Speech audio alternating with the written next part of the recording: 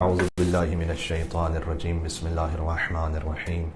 وبه نستعين وهو خير ناصر ومعين، والعاقبة للمتقين والجنة للموحدين والنار للعاصين، والصلاة والسلام على أشرف الأنبياء والمرسلين حبيب إله العالمين سيدنا ونبينا ومولانا بالقاسم محمد. اللهم صل على محمد وعلى آله الطيبين الطاهرين المعصومين المظلومين سيما بقية الله في الأرضين. اللهم صل وسلم وزد وبارك على صاحب الدعوة النبوية والصولة الحيدرية والعصمة الفاطمية والحلم الحسنية والشجاعة الحسينية والعبادة السجادية والمآثر الباقرية والآثار الجعفرية والعلوم الكاظمية والحجج الرضوية والجود التقوية والنقاوة النقوية والهيبة العسكرية والغيبة الإلهية. نعرہ الصلوات. اللهم صل على محمد وعلى آله الطيبين الطاهرين المعصومين واللعنة الدائمة على أعدائهم أجمعين. أما بعد، فقد قال الله الحكيم في كتابه المجيد. بسم الله الرحمن الرحيم. وظنون إذ ذهب مغاضبا فظن أن لن نقدر عليه فنادى في الظلمات أن لا إله إلا أنت سبحانك إني كنت من الظالمين فاستجبنا له ونجيناه من الغم وكذلك ننجي المؤمنين. نعرہ الصلوات. اللهم صل على محمد وعلى آل محمد. سورہ انبیاء کی ایک معروف آیت کی تلاوت کا شرف حاصل کیا گیا کہ جو نماز غفیلہ کا بھی جز ہے. اس سے ایک مطلب استفادہ کرنا چاہتا ہوں ایام فاطمیہ کی مجلس کے حوالے سے. وہ یہ کہ آپ نے بارہا اس حدیث کو سنا ہے کہ فاطمہ تو بضعۃ منی، اور علامہ امینی نے کتاب الغدیر میں اسے 59 حوالوں سے نقل کیا ہے اس حدیث کو کہ فاطمہ میرا ٹکڑا ہے، جس نے فاطمہ کو غضبناک کیا اس نے مجھے غضبناک کیا. حضرت مریم سلام اللہ علیہ کے لیے قرآن میں سورہ آل عمران میں بیان ہے کہ ان اللہ اصطفاک وطہرک واصطفاک علی نساء العالمین، کہ یقیناً اللہ سبحانہ وتعالیٰ نے حضرت مریم کو چنا ہے اور انہیں طاہرہ بنایا ہے اور انہیں عالمین کی عورتوں پر مقرر فرمایا ہے سردار، اپنے زمانے میں جو عالمین کی عورتیں تھیں. دیکھیں، ایک خاتون کا عفیفہ ہونا اور طاہرہ ہونا اور بات ہے، اور اس کی رضا میں خدا کی رضا ہونا اور بات ہے. ممکن ہے کہ خاتون طاہرہ ہوں، عفیفہ ہوں، لیکن ان کی رضا میں خدا کی رضا ہو، یہ عصمت کی منزل ہے. حضرت مریم سلام اللہ علیہ کے لیے باقاعدہ کسی روایت میں اس طرح سے اشارہ نہیں ہوا کہ ان کی رضا اس بات کی علامت ہے کہ خدا راضی ہے. میں ادب احتراماً کہنا چاہتا ہوں، حتیٰ یہ کہ یہ بات تمام انبیاء کے لیے بھی نہیں ہے. ہر نبی کے لیے ہمیشہ یہ بات نہیں ہے کہ ان کے غضبناک ہونے میں خدا غضبناک ہے. اسی خاطر ہے کہ میں نے یہ سورہ انبیاء کی آیت پڑھی ہے آپ کے سامنے حضرت یونس علیہ السلام کے بارے میں. وَذَنُّونَ، ذنون یعنی مچھلی والے، حضرت یونس علیہ السلام. وَذَنُّونَ إِذْ ذَهَبَ مُغَاضِبًا، جبکہ وہ چلے گئے غضب کے عالم میں. مغاضبًا، وَذَنُّونَ إِذْ ذَهَبَ مُغَاضِبًا فَظَنَّ أَن لَّن نَّقْدِرَ عَلَيْهِ فَنَادَىٰ فِي الظُّلُمَاتِ أَن لَّا إِلَٰهَ إِلَّا أَنتَ سُبْحَانَكَ إِنِّي كُنتُ مِنَ الظَّالِمِينَ.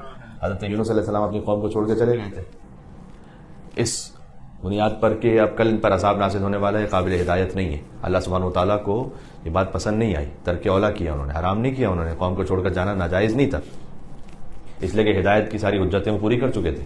لیکن اللہ سبحانہ وتعالیٰ کو پسند نہیں آیا کہ نبوت کی شان کے مطابق نہیں تھا کہ آپ اپنی قوم کو اس طرح چھوڑ کے چلے جاتے ہیں. تو خدا کی اجازت کے بغیر چونکہ وہ چلے گئے اس قریے سے، تو اللہ سبحانہ وتعالیٰ نے 40 دن انہیں مچھلی کے پیٹ میں رکھا. حضرت یونس علیہ السلام غضب کے عالم میں گئے تھے اپنی قوم کو چھوڑ کر، لیکن یہاں پر ان کا غضبناک ہونا خدا کا غضبناک ہونا نہیں ہے. اگر یہاں ان کا غضبناک ہونا خدا کا غضبناک ہونا ہوتا تو پھر حضرت یونس کا یہ ترک اولا نہ کہلاتا، انہیں مچھلی کے شکم میں نہ رکھا جاتا، بلکہ اللہ سبحانہ وتعالیٰ اس وقت ان کے غضبناک ہونے سے راضی نہیں ہوا. اور حضرت یونس علیہ السلام مچھلی کے پیٹ میں رہے 40 دن تک، اور وہاں فرماتے رہے کہ فاستجبنا له ونجيناه من الغم. اس سے پہلے فرماتے تھے سبحانک انی کنت من الظالمین، پروردگار تیری ذات پاک ہے اور میں ظلم کرنے والوں میں سے تھا. سبحانک انی کنت من الظالمین، تو ہر عیب سے پاک و منزہ ہے، یقیناً میں ظلم کرنے والوں میں سے تھا. فاستجبنا لہ، تو ہم نے یونس کی دعا کو قبول کیا یونس علیہ الصلوۃ والسلام. وَنَجَّيْنَاهُ مِنَ الْغَمِّ، اور انہیں غموں سے نجات عطا کی. ایک اور بھی یہاں پر نقطہ بہت اہم ہے، قرآن فقط تاریخ کی کتاب نہیں ہے، اس میں فلسفہ تاریخ بھی ہے. تاریخ اور فلسفہ تاریخ میں فرق یہ ہے کہ تاریخ ہے ہسٹری، فلسفہ تاریخ یہ ہے کہ اس ہسٹری سے سبق کیا لے رہے ہیں آپ. یہاں اللہ سبحانہ وتعالیٰ نے حضرت یونس علیہ السلام کی پوری داستان کو بیان کیا ہے. وَظَنُّونِ ذَهَبَ مُغَاضِبًا فَظَنَّ أَن لَّن نَّقْدِرَ عَلَيْهِ فَنَادَىٰ فِي الظُّلُمَاتِ أَن لَّا إِلَٰهَ إِلَّا أَنتَ، کہ وہ رات کی تاریکیوں میں، یعنی مچھلی کے شکم کی تاریکیوں میں وہ اللہ کو صدا دیتے تھے کہ پروردگار یقیناً تو پاک ہے اور میں ظلم کرنے والوں میں سے تھا. تو ہم نے حضرت یونس کی دعا کو قبول کر لیا اور انہیں غموں سے نجات عطا کر دی. یہاں تک ہے تاریخ. تو پروردگار یہ تاریخ ہمیں کیوں سنائی جا رہی ہے؟ وَكَذَٰلِكَ نُنجِي الْمُؤْمِنِينَ، یہ اصل وجہ کہ ہم ایمان رکھنے والوں کو جب وہ فریاد کرتے ہیں تو ایسے ہی نجات عطا کیا کرتے ہیں. ایک مل کے صلوات دے دیں محمد وعلی محمد صلی اللہ علیہ محمد.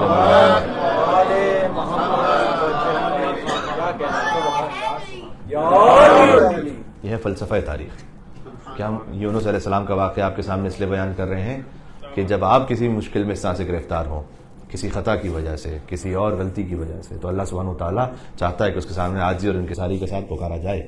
جمعے کے خطبے میں ہم اس بات کو بیان کر چکے ہیں کہ خطا حضرت آدم علیہ السلام سے بھی ہوئی تھی جنہیں جنت سے نکالا گیا، اور گناہ ابلیس سے بھی ہوا تھا، اسے بھی راندہ درگاہ کر دیا گیا. لیکن دونوں کے ایٹیٹیوڈز میں فرق ہے. خطا کے بعد جب ابلیس کو نکالا گیا تو وہ کہتا ہے لَأُغْوِيَنَّهُمْ أَجْمَعِينَ، یقیناً اب میں بہکاؤں گا تیرے سارے بندوں کو. یعنی اسٹیپ بون ہو گیا، ہٹ دھرم ہو گیا. اللہ تعالیٰ کہہ رہا ہے کہ تم نے خطا کیا، نکل جاؤ یہاں سے. وہ کہہ رہا ہے کہ اب میں یہ کیا تھا نا، اب وہ بھی کروں گا، سارے بندوں کو بھی بہکاؤں گا. اللہ تعالیٰ نے آدم علیہ السلام سے کہا کہ آپ نکل جائیے جنت سے. فَمَا رَبَّنَا ظَلَمْنَا أَنفُسَنَا وَإِن لَّمْ تَغْفِرْ لَنَا وَتَرْحَمْنَا لَنَكُونَنَّ مِنَ الْخَاسِرِينَ. پروردگار ہم نے اپنے نفسوں پر ظلم کر لیا ہے، تو اگر تو نے ہم پر رحم نہ کیا اور ہمیں معاف نہ کیا تو ہم خسارہ اٹھانے والوں میں سے ہو جائیں گے. ہم سب کے سب انسان ہیں، ہم سے زندگی کے مختلف موقعوں پہ خطا ہو سکتی ہے اور ہوگی. کل بنی آدم خطا، حدیث میں ہے کہ ہر بنی آدم اس سے غلطی ہوتی ہے. وخیر الخطائین التوابون، بہترین غلطی کرنے والا وہ ہے کہ جو غلطی پر توبہ کر لے. ہاں، اور ہمارے تو حضرت یونس علیہ السلام نے کہا کہ انی کنت من الظالمین، پروردگار میں ظلم کرنے والوں میں سے تھا، ان سے غلطی ہوئی. ظلم کا مطلب کیا ہے یہاں پر؟ اس کا مطلب سمجھ میں آتا ہے کہ ظلم فقط کسی کو مار دینا نہیں، ظلم کسی کا غصب کرنے لینا نہیں. ظلم کی تعریف کیا ہے؟ وہ شے کہ جو اس کے مقام پر ہو اسے اس جگہ سے ہٹا دینا، یہ ہے ظلم.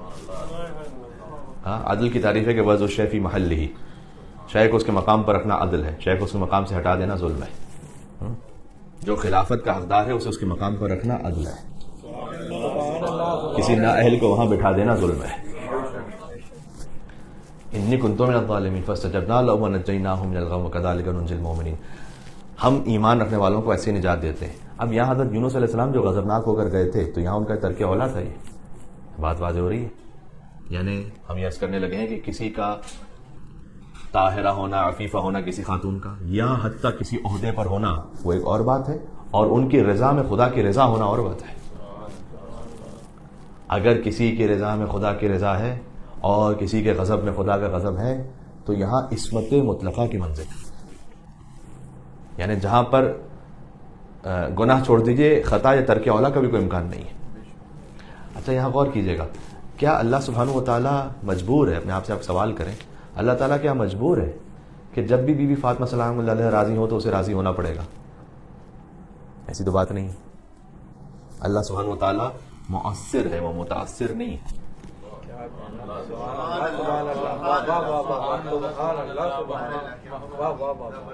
اللہ سبحانہ و تعالیٰ وہ کسی سے اثر قبول نہیں کرتا، وہ مؤثر ہے، وہ اثر ایجاد کرتا ہے. تو یہاں پر یہ کیوں کہا جا رہا ہے کہ جب بیوی راضی ہوں گی تو اللہ راضی ہوگا؟ اس کا مطلب یقیناً یہ نہیں ہے کہ اللہ سبحانہ و تعالیٰ گویا اب جبر میں آ گیا، مجبور ہو گیا کہ اب جب بیوی راضی ہوں گی تو راضی ہونا ہی ہوگا. ایسا نہیں ہے، آپ جانتے ایسا نہیں. اس کا مطلب کیا ہے؟ اس کا مطلب یہ ہے کہ سیدہ سلام اللہ علیہا ہر اس شے کو جانتی ہیں کہ جس سے اللہ راضی ہے. اللہ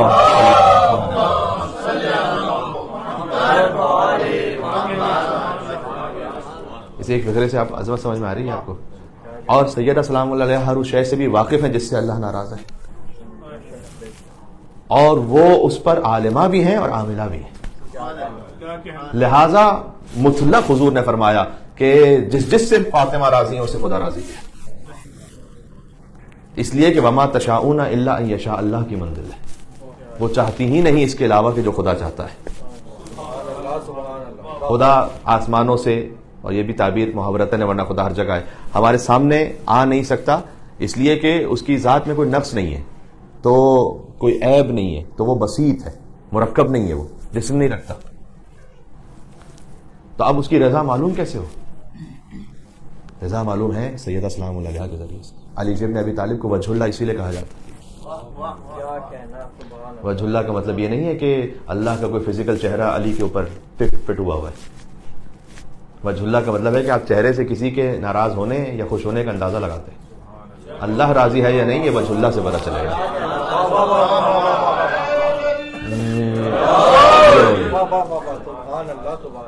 اللہ راضی ہے آپ کو معلوم کیسے ہو؟ اللہ نظر نہیں آ رہا، وجہ اللہ سے پتہ چلے گا. اللہ غضبناک ہے آپ کو معلوم کیسے ہو؟ وجہ اللہ سے پتہ چلے گا. یہ ہے وجہ اللہ کا مطلب. ایک حدیث ہے بہت لطیف ہے، جب میں تو ویسے اپنے وجود میں جنت جھوم جاتا ہوں. حضور نے فرمایا کہ علی ممسوس فی ذات اللہ. کوئی اللہ سے اتنا قریب ہو. اب ممسوس کا ترجمہ میں کیسے کروں؟ یہ بڑا مشکل ہے ہمارے لیے. ممسوس کہتے ہیں ہوتا ہے نا مس کرنا. مس کرنا ہے. اب اگر میں اس میز کو مس کر رہا ہوں تو میں مس کرنے والا ہوں اور یہ میز ممسوس ہے جسے مس کیا جا رہا ہے. علی ممسوس فی ذات اللہ. علی کی ذات خدا سے ایسی قربت ہے کہ گویا جیسے مس ہو رہے ہوں. اللہ اکبر. مل کے صلوات بھیجیں محمد و آل محمد.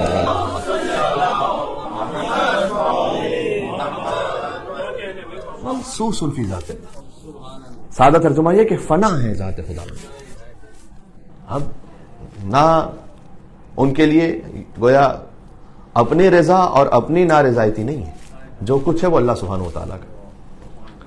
تب فاطمہ کی رضا میں خدا کی رضا ہے. فاطمہ سلام اللہ علیہ غضبناک ہونے میں خدا غضبناک ہونا ہے. اس خاطر ہے کہ حضور نے فرمایا کہ لولا علی لم یکن لفاطمہ کفوا. علی نہ ہو تو فاطمہ کو کوئی ہمسر ہی نہ ہو. اس لیے کہ وہ جو دو برابر کی ہستیاں ہیں، وہ جو بحرین ہیں جنہیں اللہ سبحانہ و تعالیٰ نے ملایا ہے، اور شفع والوتر ہے کہ دو برابر شف، دو برابر کی ہستیاں. امام نے فرمایا کہ اس سے علی و فاطمہ زہرا سلام اللہ علیہ مراد ہے، جن کی قسم کھا رہا اللہ سبحانہ و تعالیٰ. تو یہ جو دو برابر کی ہستیاں ہیں، اب اس میں معانی کا سمندر پوشیدہ ہے کہ جب حضور مکرم یہ فرمائے کہ علی ہم کف زہرا ہے. دو ہستیاں ہیں، ایک وہ ہیں کہ جن کا وجود ملائے عام میں سامنے ہے، ایک وہ ہیں کہ جو مستور ہے گھر میں.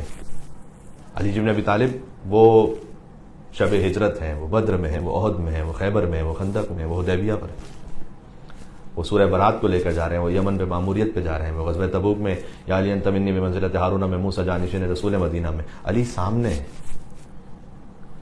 تو فضائل ان کے سامنے ہیں. علی کی سخاوت سامنے، علی کی شجاعت سامنے، علی کا علم سامنے.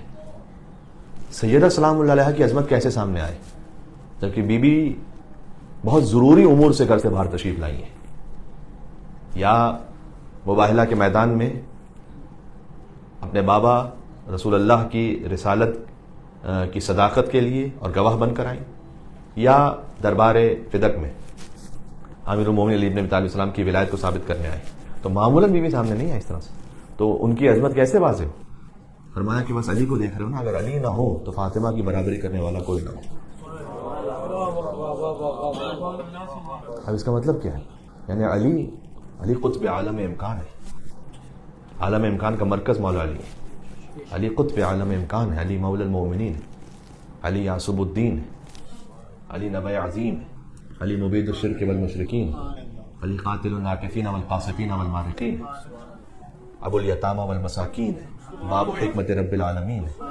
عمود الدین ہے. اول العابدین ہے. علی شبیہ ہارون ہے. علی نفس الرسول ہے. علی زوج البتول ہے. علی سیف اللہ المسلول ہے. علی امیر البررا ہے. قاتل الفجرا ہے. قسیم الجنت والنار ہے. صاحب اللواء ہے. سید العرب ہے. کشاف الکرب ہے. صدیق اکبر ہے. فاروق اعظم ہے. علی کرار ہے. برادر جعفر طیار ہے. اہل فرار ہے. علی مصباح الدجا ہے. ابن عبد المصطفیٰ ہے. لیث الورا ہے. حازم الاسلام ہے. حازم الاحزاب ہے. قاسم الاسلام ہے. معز الاولیاء ہے. مذل الاعداء ہے. اخطب الخطباء ہیں، قدوۃ اہل الکساء ہیں، امام الائمۃ والاتقیاء ہیں، ابو سید شہداء ہیں، علی مکی ہیں، مدنی ہیں، طالبی ہیں، عروۃ الوثقیٰ ہیں، لیث الورا ہیں، سبحان اللہ، علی ولی اللہ ہے، سر اللہ ہے، عین اللہ ہے، ید اللہ ہے، باب حکمت اللہ ہے، موضع سر اللہ ہے، اور حب علی رحمت اللہ ہے، اور بغض علی لعنت اللہ ہے۔ ان تمام تر عظمتوں کے بعد علی ہم کو زہرا ہے۔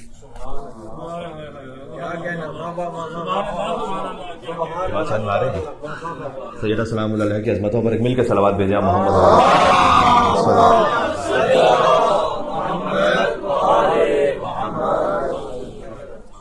آج کی گفتگو بہت محدود ہے وقت کے حوالے سے بھی، تو میں چاہتا ہوں کہ اب یہ جب ہم کف ہے تو کائنات کا بہترین خانوادہ جو اس روئے زمین پر جس نے زندگی گزاری ہے وہ خانوادہ زہرا ہے۔ فی بیوت اذن اللہ ان ترفع ویذکر فیہا اسمہ، سورہ نور کی آیت ہے کہ کچھ گھر ایسے ہیں کہ جن کی تعظیم کا اللہ نے حکم دیا ہے، اور جب رسول اللہ سے پوچھا گیا کہ کون سے گھر ہیں تو پہلے حضور نے فرمایا یا بیوت الانبیاء، انبیاء کے گھر وہ ہیں کہ جن کی تعظیم کا اللہ نے حکم دیا ہے۔ خلیفہ اول نے اٹھ کے پوچھا کہ یا رسول اللہ ھذا البیت منا، کیا یہ گھر بھی انہی میں سے ہیں؟ اب اشار الی بیت علی و فاطمہ۔ بزرگان اصحاب بھی یہ جانتے تھے کہ اگر رسول اللہ نبی کی فضیلت بیان کریں تو اس میں کوئی اور صحابی شریک نہیں ہو سکتا ہے تو علی بن ابی طالب شریک ہو سکتا ہے، ورنہ گنجائش نہیں ہے کہ کوئی اور انبیاء کی فضیلت میں شریک ہو سکے۔ تو جب رسول اللہ نے کہا کہ یہ انبیاء کے گھروں کی بات ہو رہی تو ھذا البیت منہا، کیا یہ گھر انہی میں سے ہے؟ حضور نے نہیں فرمایا کہ گھر انہی میں سے، فرمایا نام من افضل ہے۔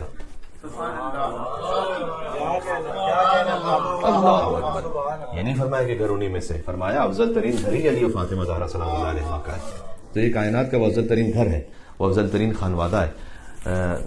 میں اس سے ایک نتیجہ عرض کرنا چاہتا ہوں۔ شیخ سلیمان قندوزی حنفی نام سے ظاہر ہے کہ اہل سنت مسلک سے تعلق رکھتے ہیں، ان کی کتاب ہے جناب المودہ، اس میں انہوں نے اس حدیث کو لکھا ہے کہ حضور نے فرمایا تھا کہ اگر اس روئے زمین پر علی اور زہرا اور حسن اور حسین سے بڑھ کر کوئی ہستی ہوتی تو اللہ سبحانہ و تعالیٰ مجھے انہیں لے جانے کا حکم دیتا میدان مباہلہ میں۔ میدان مباہلہ میں اللہ سبحانہ و تعالیٰ کا یہ امر کرنا کہ لے جائیے آپ اپنا انا و ابناکم و نساءنا و نساءکم انفسنا و انفسکم، ان ہستیوں کو لے جائیے۔ یہ اس بات کی دلیل ہے کہ ان سے بڑھ کر روئے زمین پر کوئی زندگی گزارنے والا نہیں ہے۔ اب کچھ پرنسپلز ہیں، کچھ فنڈامنٹلز ہیں کہ جو ان کے گھر پر حاکم ہیں، ذرا غور کیجیے گا، اس پہ کبھی تفصیل سے اور بات کریں گے، لیکن میں چاہتا ہوں کہ کچھ باتیں ایک دو پوائنٹس مختصر سے آ جائیں۔ گزشتہ 2-3 مجالس جو ہوئی اس میں ایک میں موضوع یہ رہا کہ ماں باپ کو بیٹیوں کے ساتھ کیا تعلق رکھنا چاہیے اور انہیں کیا کیا سکھلانا چاہیے، اور پھر کل کی گفتگو میں یہ رہا کہ ماں باپ کو بیٹوں کے ساتھ کیا کیا تعلق ان کا کیسا ہونا چاہیے، کہ انہیں کیا سکھلانا چاہیے، انہیں کیا father should teach his son, کیا کیا اسے سکھلانا چاہیے۔ 14 اصول کل پیش کیے تھے، کچھ مومنین وہاں پر ہیں، تو میں چاہتا ہوں کہ آج اس کو تھوڑے سے کنٹینیوشن میں خانوادے پر بات ہو جائے، اور بہت مختصر۔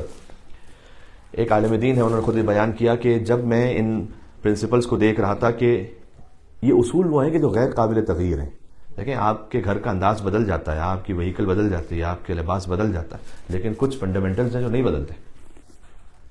ہاں جب یہ کہتے ہیں کہ ہمیں سیدہ سلام اللہ علیہ کے گھر کے مطابق اس سیرت کو اپنانا ہے تو اس کا مطلب یقیناً یہ نہیں ہے کہ اس زمانے میں جو گھر جیسے ان کا بن رہا تھا تو آج آپ ایسے گھر بنائیں گے۔ آج تو کونسل آپ کو اجازت ہی نہیں دے، تو وہ تو بات ہی ختم ہو گئی۔ یہ مراد نہیں ہے، مراد یہ ہے کہ کچھ ایسے اصول تھے کہ جو قیامت تک ویسے ہی رہیں گے۔ سیدہ سلام اللہ علیہ نے مولا علی علیہ السلام کے ساتھ 9 سال زندگی گزاری ہے، اگر 90 سال بھی زندگی گزارتی تو یہی اصول رہتے۔ مثال کے طور پر اس میں ایک ہے اصل صداقت،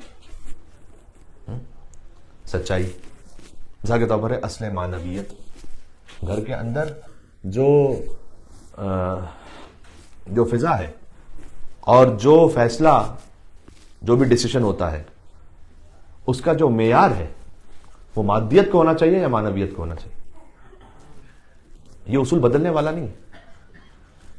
یعنی ازدواج ہوا امیر المومنین کا سیدہ سلام اللہ علیہ سے، اور فرمائے کہ ہم جیسے عبادت کرتے آئے ہیں اپنی زندگیوں میں تو آج بھی اسی طرح سے عبادت کے ساتھ ہی آغاز کریں، اس طرح سے کہ جب امیر المومنین تشریف لے جائیں رسول اللہ کے پاس اور حضور یہ پوچھیں کہ آپ نے اپنی زوجہ کو کیسا پایا، تو امیر المومنین بیان فرمایا کہ نعم العون علی طاعت اللہ، میں نے فاطمہ زہرا کو عبادت خداوندی میں بہترین مددگار پایا۔ اچھا، اسے قیاس نہیں کیجیے گا ہم اور آپ سے، عبادت خداوندی میں، اطاعت خداوندی میں بہترین مددگار پایا، یعنی مثال کے طور پر یہ کہ ہم سو رہے ہیں اور پھر زوجہ نے آ کے جگہ کہ فجر کا وقت ہو رہا ہے تو اٹھ جائیے، تو اس طرح کی کوئی اطاعت خداوندی میں بہترین مددگار پایا، یا علی ابن ابی طالب کی اطاعت کی بات ہو رہی ہے کہ جن کی ایک ضربت ثقلین کی عبادت سے افضل ہے، اس عبادت میں بہترین مددگار پایا فاطمہ زہرا سلام اللہ علیہا کو۔ بات واضح، ایک مل کے سلوات بھیجے، نام ہے حجر کرار اور نام ہے بی بی فاطمہ زہرا سلام اللہ علیہا، اللہم صلی علی محمد وعلی محمد۔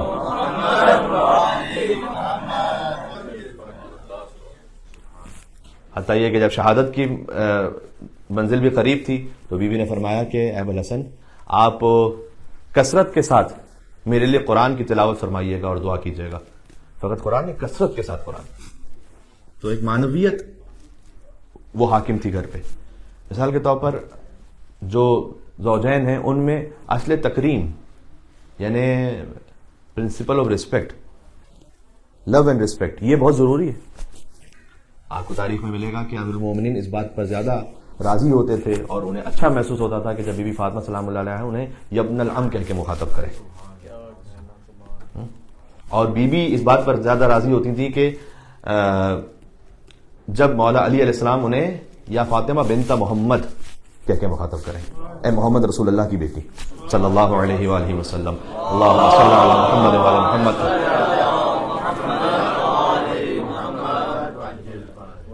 یہ جو طرفین کے درمیان احترام ہے، تو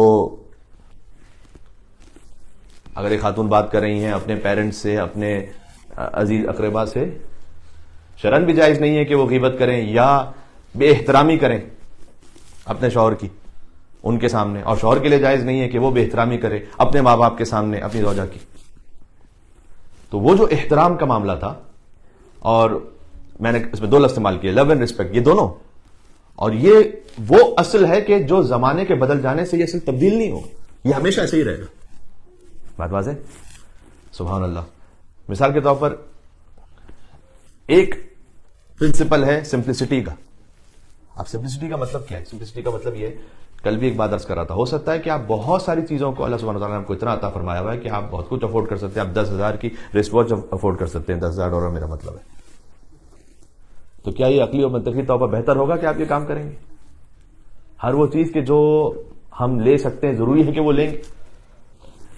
اور اس سے پھر کئی مرتبہ چونکہ ہرس بڑھتی چلی جاتی ہے، دیکھیں ایک تو ہے ریئل پاورٹی، وہ بھی دنیا میں ہے اور بہت زیادہ ہے، اس میں کوئی شک نہیں ہے، لیکن ایک ہوتی ہے کمپیریٹو پاورٹی، یعنی آپ ہیں نہیں فقیر لیکن آپ اپنے آپ کو کسی اور سے کمپیئر کرتے ہیں تو فقیر اپنے آپ کو محسوس کرنے لگتے ہیں۔ یہ ذہن کا فخر ہے، اصل میں حقیقت میں نہیں ہے۔ امیر المومنین نے حارث ہمدانی کو خط لکھا، نہج البلاغہ میں خط موجود ہے کہ حارث، جب زندگی گزارنی ہو تو یہ دیکھو کہ تم سے وہ افراد کے جو نچلے درجے پہ زندگی گزارے وہ کیسے ہیں، ہمیشہ خوش و راضی رہو گے۔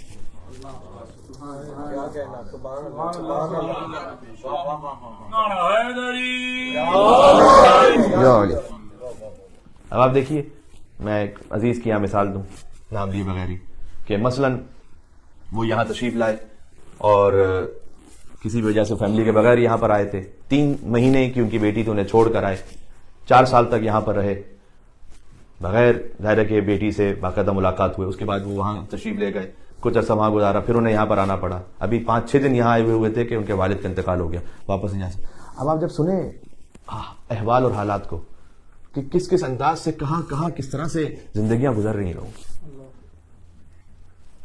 تو جب بے سبب تقابل کرنے لگیں گے کہ ان کے پاس یہ ماڈل، ان کے پاس اتنے گھر، ان کے پاس اتنی پراپرٹی، یہ اصل میں فقر نہیں ہے، یہ ہمارا ذہنی فقر ہے جی۔ تو اس سے کبھی بھی زندگی میں سکون نہیں آ سکتا۔ ایک مولا علی علیہ السلام ہی سے روایت ہے، مولا فرماتے ہیں کہ البتہ آپ میں سے تقریباً اکثر کے لیے فی الحال شاید پہلا حصہ اتنا مفید نہ ہو، مولا فرماتے ہیں کہ اگر کسی کو ازدواج کرنا ہو تو وہ یہ کام کرے کہ 2 رکعت نماز پڑھے، اور 2 رکعت نماز میں الحمد اور سورہ یاسین کے ساتھ پڑھے۔ بظاہر یہ ہے کہ دونوں رکعتوں میں الحمد اور سورہ یاسین، اور نماز کے بعد یہ دعا مانگے. اب جو دعا امام علیہ السلام نے سکھلائی نا, یہ وہ پیرامیٹر ہے کہ جو امام بتلا رہے ہیں کہ گھر میں کون سے اصول حاکم ہونے چاہیے.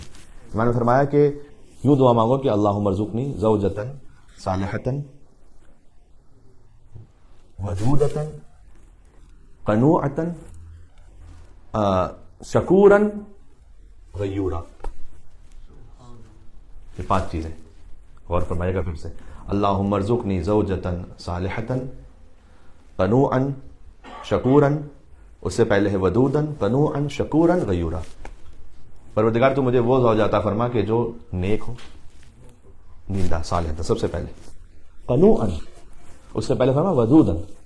ودودا وہی مودت سے, مودت اور محبت کرنے والی. جب اس آسمان کے نیچے زمین سے اوپر اس سے بہتر تعبیر ہسبینڈ اور وائف کے لیے یوز نہیں ہو سکتی جو اللہ تعالیٰ نے قرآن میں استعمال کر لی. ہن لباس لکم وانتم لباس لہن.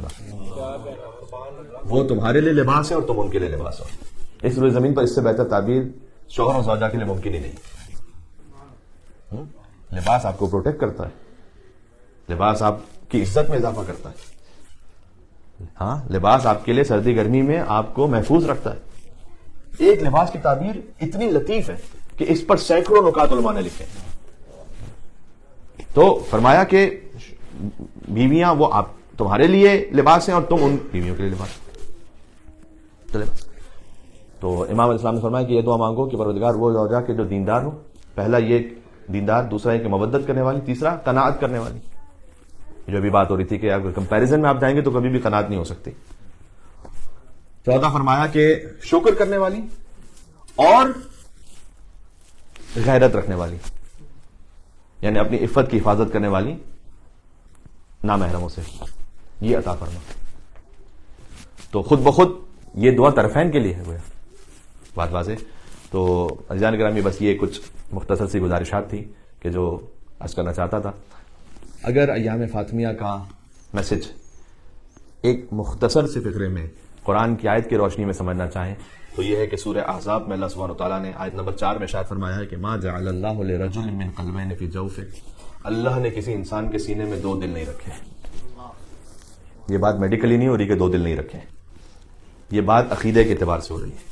یا دل اللہ کا ہے یا شیطان کا ہے, یا دل میں رسول اللہ کی محبت ہے یا ابو جہل اور ابو لہب جیسوں کی محبت ہے, یا ان کی طرف انکلینیشن ہے, یا دل مولا علی علیہ السلام کا ہے یا حاکم شام اور مروان جیسوں کا ہے, یا دل بی بی سیدہ سلام اللہ کی محبت سے لبریز ہے یا منافقین سے. دونوں ایک ساتھ نہیں ہو سکتے. یہ ہے ایام فاطمیہ کا ایک جامع پیغام جس میں تولا بھی ہے, جس میں تبرہ بھی ہے. امام جب نماز مکمل کرتے تھے, کتاب الکافی کی حدیث ہے, تو امام صادق علیہ السلام 4 مردوں اور 4 عورتوں پہ لعنت کرتے تھے. امام کی تعقیبات نماز کا حصہ تھا. اور یہ حدیث میں ہے کہ ہر فرض نماز کے بعد امام یہ کام کرتے تھے. اب ان 4 مردوں 4 عورتوں کی تفصیل میں تو میں جا نہیں سکتا, لیکن زیارت عاشورہ میں اس پر اشارہ ضرور ہے. تو زیارت عاشورہ پڑھنے کے پابند ہیں. اللہم خص انت اول ظالم باللعن منی وابدأ به اولا ثم العن الثانی والثالث والرابع اللہم العن یزید خامسا. تو یہ امام علیہ السلام کے گویا ڈیلی ریچولز میں روٹین میں تھے. تو اس سے یہ ہے ایام فاطمیہ. جب آپ محبت رکھیں گے کسی خانوادے سے تو ان کے جیسا بننے کی کوشش کریں گے. جب تبرہ رکھیں گے کسی سے دل میں تو ان کے کردار سے ہٹنے کی کوشش کریں گے. کبھی کبھی کیسز آتے ہیں, انشاءاللہ ہماری کمیونٹی میں تو نہیں ہے, لیکن اللہ نہ کرے کہیں ایسا معاملہ ہو, کہیں ڈومیسٹک وائلنس کا یا ڈومیسٹک ابیوز کا, تو میں اس میں ایک جملہ ادباً احتراماً کہتا ہوں کہ اللہ نہ کرے اگر کوئی مرد اپنی زوجہ پر یا کسی بھی خاتون پر ہاتھ اٹھانے والا ہو تو وہ یہ سوچے کہ وہ اپنے آپ کو کردار میں کس کے ساتھ ملا رہا ہے. کس نے ہاتھ اٹھایا تھا رسول کی بیٹی پر. تو تبرہ کا مطلب کیا ہے؟ تبرہ کا مطلب یہ ہے کہ آپ براءت اختیار کرتے ہیں ان کے کردار سے, ان کی ویلیو سے ہمارا کوئی تعلق نہیں, ہم ہیں علی والے. بات واضح؟ سبحان اللہ سبحان اللہ. اللہ سبحانہ و تعالی ہمیں بی بی فاطمہ سلام اللہ علیہا کی شفاعت سے بہرہ مند فرمائے. سبحان اللہ. ایک حدیث سنانی تھی, وقت تمام ہو گیا, انشاءاللہ آگے کسی مجلس میں سناؤں گا. چونکہ وہ حدیث یہ ہے کہ حضرت سلمان نے کہا تھا کہ یا رسول اللہ مجھے آپ اپنی بیٹی کی کوئی ایسی فضیلت بتائیں کہ جب میں وہ کسی کو آگے سناؤں تو وہ مومن اس کا دل خوش ہو جائے. وہ انشاءاللہ وہ تفصیل سے وہ انشاءاللہ پھر کبھی اور صحیح، آگے کچھ اور مجالس بھی ہیں. سبحان اللہ. مصائب کیا اس بیوی کے بیان کروں کہ ما زالت بعد ابیہا، روایت پڑھ رہا ہوں، ما زالت بعد ابیہا معصبۃ الراس. فاطمہ سلام اللہ علیہا اپنے بابا کے بعد ہمیشہ ان کے سر اقدس پر ایک پٹی بندھی رہتی تھی. منحدۃ الرکن، ان کی کمر خمیدہ رہتی تھی. ناحلۃ الجسم، جسم اتنا نحیف ہو چکا تھا کہ صارت کالشبہ، یہ بی بی فضہ کا بیان ہے کہ جیسے وہ سائے کی طرح ہو گئی تھی.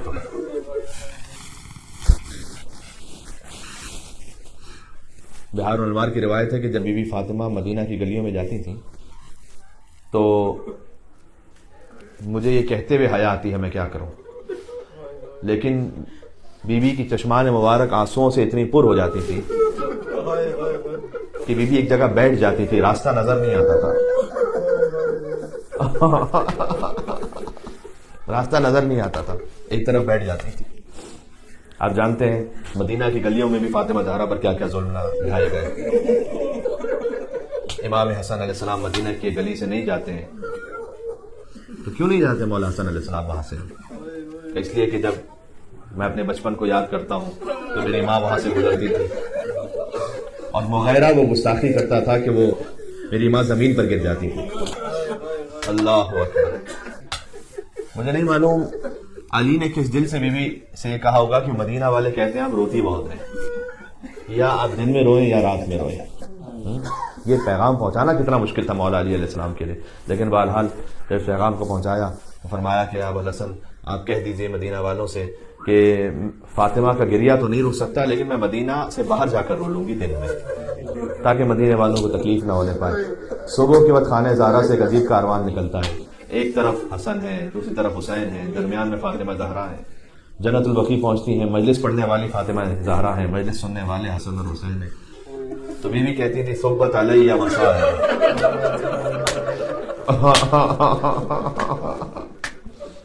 بابا آپ کے بعد اتنے مصائب آئے، روزے روشن پر اگر آ جاتے تو تاریک راتوں میں بدل جاتے. بی بی کا مرثیہ، بی بی کا گریہ جاری و ساری رہا. عزیزوں میں آپ سے کیا عرض کروں، ابھی یہ مجلس ہو رہی ہے نا بی بی کی، آیت اللہ گل پائگانی مرحوم مجتہد مرجع تقلید بیان فرماتے ہیں کہ روایات سے استفادہ ہوتا ہے کہ جس امام کی بھی مجلس ہو وہ مولا مجلس میں تشریف لاتے ہیں، لیکن اگر فاطمہ زہرا کی مجلس ہو تو 12 کے 12 تشریف لاتے ہیں.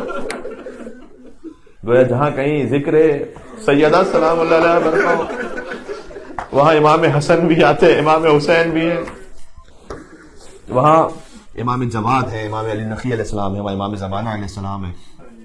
ایک روایت ہے کہ زہری نے آ کر امام زین العابدین علیہ السلام سے کہا کہ میرے گھر میں میرے بیٹی کی شادی ہے، آپ تشریف لائیے گا. امام نے کہا تجھے معلوم ہے کربلا کے بعد ہم نے کسی خوشی کی تقریب میں شرکت نہیں کی ہے. تو وہ سر جھکا کر چلا گیا. کچھ دنوں بعد پھر آیا کہ میرے ہاں آپ کے بابا کی مجلس ہے.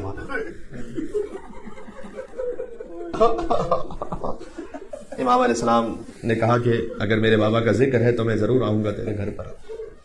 اور حضرت علامہ نقل صاحب اس طرح سے روایت کو لکھتے ہیں کہ امام علیہ السلام جب تشریف لائے تو زہری نے گویا بالکل ممبر کے ساتھ، جو بھی ممبر تھا، کرسی تھی، جس طرح سے بھی اہتمام تھا، بالکل ساتھ بٹھایا.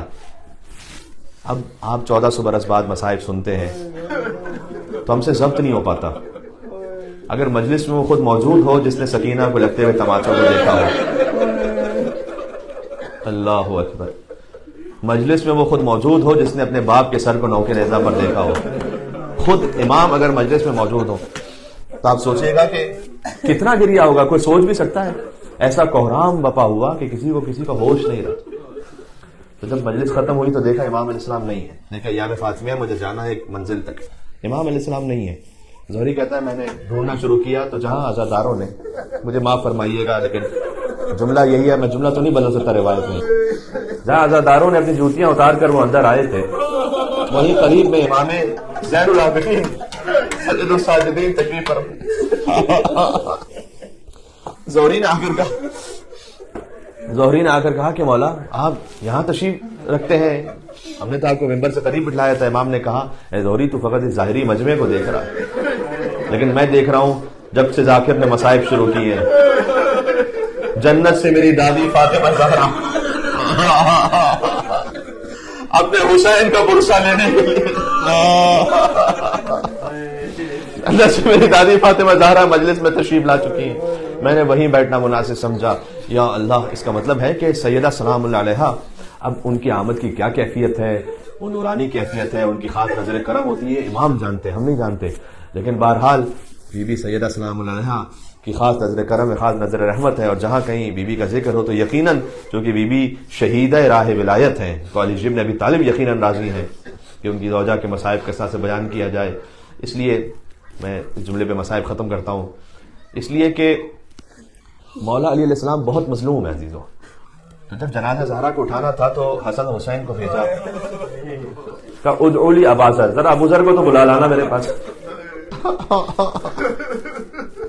اب تک وہ جو مولا نے ضبط کیا ہوا تھا، گویا روایت میں کہ جیسے ہی سلمان کو آتا ہوا دیکھا تو علی کے ضبط کے بندھن ٹوٹ پڑے اور حضرت سلمان کے گلے مل کر بہت روئے علی.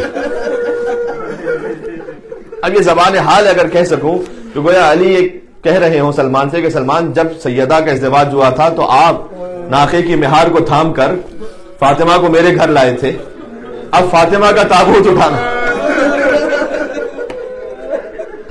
اب سیدہ کو دفن کرنا ہے.